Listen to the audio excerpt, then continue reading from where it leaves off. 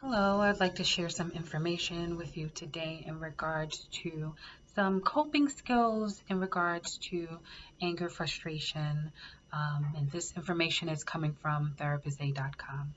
So in this worksheet, it really does describe some triggers, which we've gone over in regards to things that will kind of like set you off and kind of identifying what those triggers or things are and being cautious around them um, can kind of reduce the likelihood of that anger, those feelings being uncontrolled. Some are coping skills are using several different techniques. How to use triggers to your advantage, though? Possibly create a list of your triggers and review them often, if you need to, daily. When you review your triggers, you keep them fresh in your mind and increasing the likelihood that you will kind of notice or be aware of them prior to them becoming an issue or problem. Because it is not possible to always avoid triggers, have a plan when you face them, right? Or when you must face them. So, another way of kind of building coping skills in regards to anger, aggression, is deep breathing exercises. I know I've brought this up a couple of times in regards to taking some time for yourself. Deep breathing is simple, it can be. It's an excellent way to manage those emotions. Not only deep breathing, it's effective and also can be discreet. You could do that literally anywhere. You can sit, stand. I prefer sitting somewhere comfortable. Inhale for 4 seconds. You hold that breath for 4 seconds. You exhale for 6. And if that feels uncomfortable for you, I would then just say be mindful of your breathing. Also, keeping an anger log. So for those moments that you're experiencing anger, practicing this tool may also identify patterns, triggers, possible warning signs, and help you organize those thoughts and go through those problems. So what you can kind of jot down is what's happening for you prior to that anger episode. Kind of describe what you're feeling, what was going on in your mind, how your body was reacting. Were you tired? Were you stressed? Were you aggravated? Were you frustrated? List can kind of go on. Kind of having more of an idea of what was happening for you mentally, emotionally, and physically prior to kind of expressing or showing those angry emotions. Also, described the facts that happened, the who, the what, the where. How did you react? And did your reaction change anything in the event?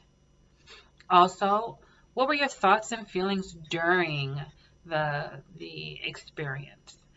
Kind of in hindsight, looking back, did you see anything that could have been done differently in the heat of the moment, or do you kind of feel comfortable with the way things kind of happened? Also, use diversions. Diversions are distractions, and I wouldn't necessarily say kind of utilize this to not address what the issue or concern is, but it is in that moment giving yourself a pause so that you can kind of evaluate and readjust those emotions and feelings. It has to do with self-regulation, mood regulation. So for a couple of minutes, you can just try maybe reading a book, listening to music, go for a walk, maybe do something for yourself like self-care, take a long bath, write or journal, work out, speak to your friends, speak to your family, your children, your loved ones, play with your pets, anything that will be able to assist you and de-escalating, pausing, and then being able to put that energy in other places that can manifest in positive experiences. A huge one is kind of connected to just allowing yourself to use some diversions, is taking some time out. Um, whether that is you identifying, okay, I want to hang out with my family. I want to hang out with, my partner. I want to hang out with my friends, and ensuring that these are like safe environments, that you will be able to relax, have that diversion, and also incorporate yourself with some positivity. So also, anger warning signs and knowing your anger warning signs are clues for your body, and your body kind of speaks to you in a sense, right? You can become, kind of spoke about this as well, hot, uh, warm, turning red, clenching fists, becoming verbally aggressive, headaches, pacing, sweating, the list kind of continues. Also being cognizant and recognizing that there are signs that happen for each person in different ways, mentally, emotionally, as well as physically. So I hope that this information was helpful. I hope you have a great remainder of your day.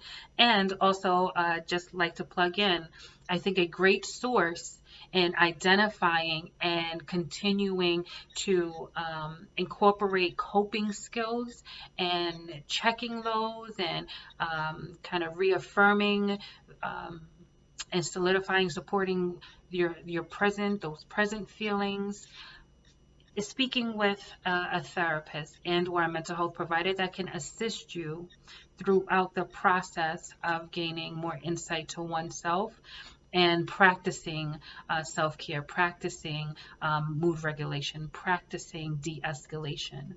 I hope, again, that was helpful, and have a good remainder of your day.